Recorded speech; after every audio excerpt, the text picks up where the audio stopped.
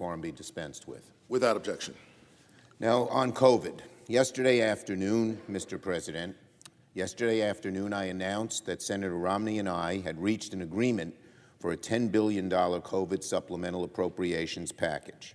It took many rounds of bipartisan talks, many days and nights and weekends of negotiations, but we've shaken hands on a compromise that the Senate can and should move forward very soon. I thank the senators on both sides of the aisle who participated in this, and Senators Burr and Blunt and Graham were involved with Senator Romney. Senator Coons gets a special shout-out because of his fierce determination to work on getting an international thing done. Senator Murray, as well, was very helpful in our negotiations. The deal we announced yesterday has the support of Speaker Pelosi and President Biden, who urged Congress to work quickly to get a bill to his desk. We're going to work hard to get that done, and I hope my Republican colleagues will join us to move forward on this legislation. There's no reason why we shouldn't be able to get this funding passed. The administration needs it right now. And we all know that our country is in great need of replenishing our COVID health response funding.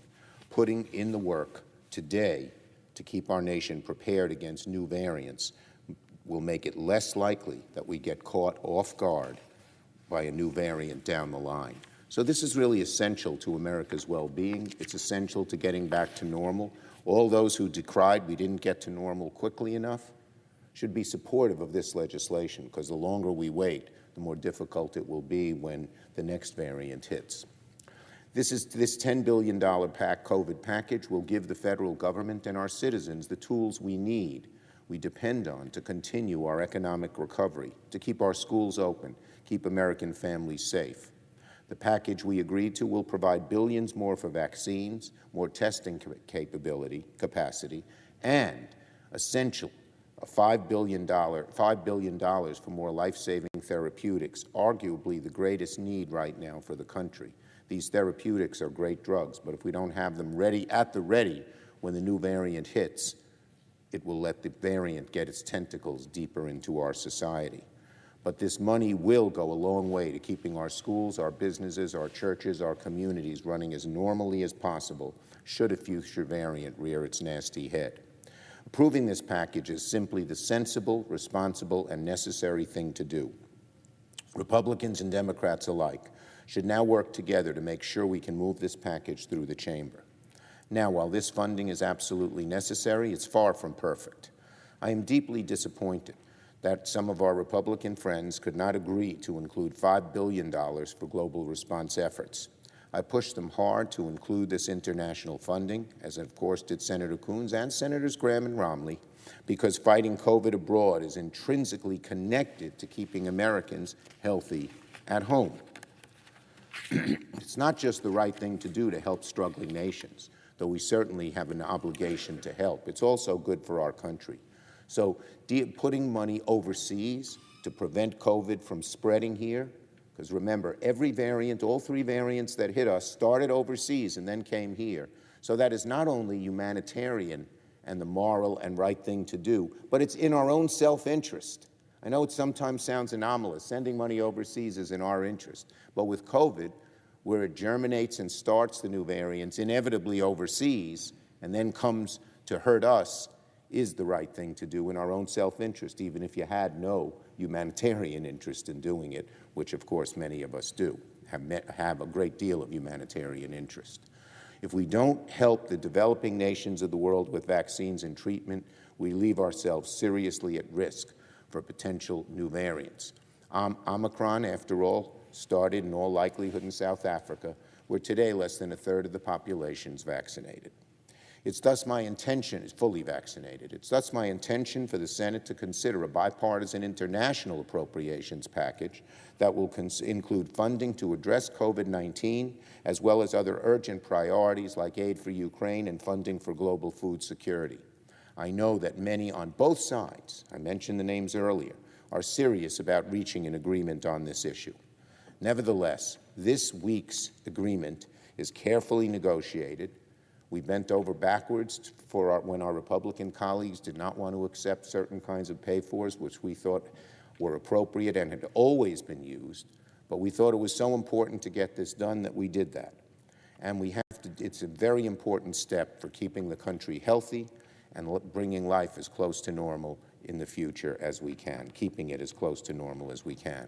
I want to thank again Senator Romney for leading the negotiations for the Senate Republicans and working in good faith to reach agreement. I also want to thank, as I mentioned, Coons, Murray, Burr, Blunt, and Graham for their help and support to reach this bipartisan agreement, and Chairman Leahy for his staff for their assistance in putting the legislation together. Finally, I want to thank the staff of the CBO, the Congressional Budget Office. They worked around the clock with us to score this legislation. So we've taken a massive step closer to getting this important funding done, and I thank everyone for their good work to reach this point. Now, on another happy note, the Judge Jackson confirmation. Last night, we took our first steps here on the Senate floor towards confirming the historic nomination of Judge Ketanji Brown Jackson to the U.S. Supreme Court. By virtue of a motion to discharge, Judge Jackson's nomination was reported out of the Judiciary Committee,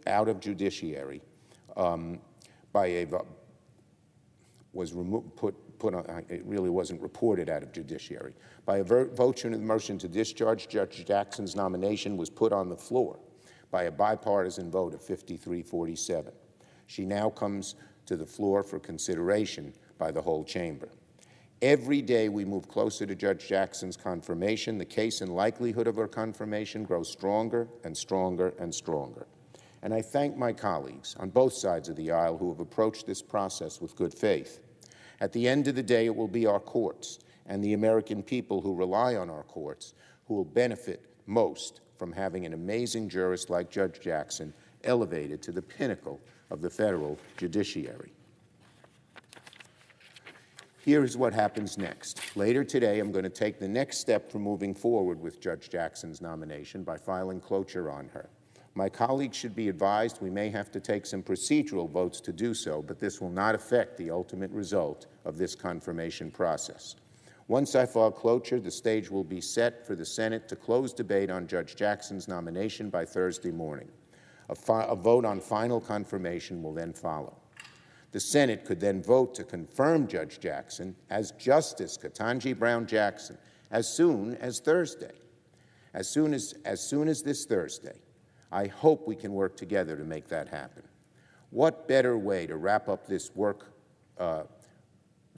period, this productive, largely bipartisan work period, than by confirming this most worthy, most qualified, most historic nominee to the Supreme Court.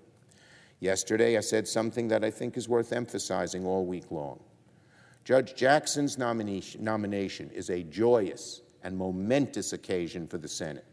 She is truly one of the most qualified and accomplished individuals ever considered by this chamber to the Supreme Court. She will bring a new and much-needed perspective to the court's work, while also affirming the rule of law and respect for precedent. As I said yesterday, the confirmation of the nation's first black woman to the highest court in the land will resonate for the rest of our nation's history. Untold millions of kids will open textbooks and see pictures of Justice Jackson and understand in a new way what it means to move towards a more perfect union. It means that all our nation's struggles, for all the steps forward and steps backward, the long march of our democracy is towards greater opportunity and representation for all. So when the Senate finishes its work this week, Justice Jackson will be the first of many, the first of many. Her brilliance, her lifetime of hard work, her remarkable story will light a flame of inspiration for the next generation to hopefully chart their own path for serving our democracy and unleash so much talent that has thus far not been utilized. This gives me great hope. That should give all of us great hope. Finally, I want to close by thanking my friend and colleague, Chairwoman Cantwell, for holding a hearing in the Commerce Committee that is of great importance to the American people, ensuring transparency in petroleum markets. That hearing will occur today. The American people right now find themselves on the losing side of a truly disturbing trend. On the one hand, the American people are paying more and more at the pump and some of the nation's biggest oil companies are reporting soaring profits, but then using those profits to reward shareholders with stock buybacks. This is infuriating. Prices go way up. Oil companies make more profit. And what do they use it for? Stock buybacks, which do nothing to improve the economy, improve workers, or help the consumer. It is outrageous. And it's one of the reasons there is such mistrust of the big oil companies. So, I am glad that the Commerce Committee is looking into this important issue, and I've urged the FTC to likewise take note. I thank Chair Cantwell for her work. I expect that we will see additional announcements on this matter very soon. This caucus, this Democratic caucus, is going to keep its eye and do whatever we can to help with bringing down the outrageously high price of oil and the outrageous actions of corporate executives in the oil industry.